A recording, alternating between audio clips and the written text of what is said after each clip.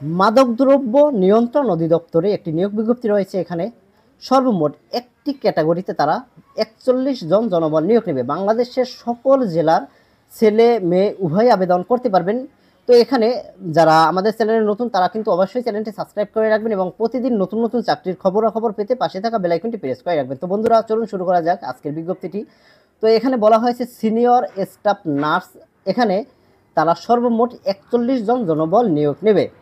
তো এখানে শিক্ষাগত যোগ্যতা কি চেয়েছে? নার্সিং বিষয়ে স্নাতক ডিগ্রি অথবা কোনো স্বীকৃত প্রতিষ্ঠান হইতে ডিপ্লোমা ইন নার্সিং অথবা diploma in nursing science and midwifery সার্টিফিকেটে উত্তীর্ণ হতে হবে, তাহলে আপনি অ্যাপ্লাইটি করতে পারবেন।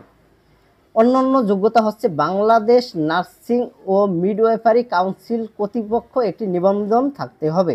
স্কেল উল্লেখ করা হয়েছে ১২,৫০০ থেকে ৩০,২৩০ টাকা এবং আবেদন, এখানে আবেদনের কিছু তথ্য রয়েছে। এখানে আবেদন শুরু হয়েছিল ২২ মে এবং ২৬ জুন পর্যন্ত অনলাইনের মাধ্যমে আবেদন করতে পারবেন। এখানে ওয়েবসাইট দেওয়া রয়েছে, এই ওয়েবসাইটের মাধ্যমে আপনারা যাবতীয় তথ্যগুলো দেখে তারপরে আবেদনটি করতে পারবেন। তো বন্ধুরা, এই ছিল আজকের নিয়োগ বিজ্ঞপ্তিটি। তো ভিডিওটি কেমন লাগলো অবশ্যই কমেন্ট করে জানাবেন এবং প্রতিদিন নতুন নতুন চাকরির খবরাখবর পেতে পাশে থাকা বেল আইকনটি প্রেস করে রাখবেন। তো বন্ধুরা, সকলে ভালো থাকবেন, সুস্থ থাকবেন এই কামনা করে আজকের ভিডিও এখানে শেষ করছি। আল্লাহ হাফেজ।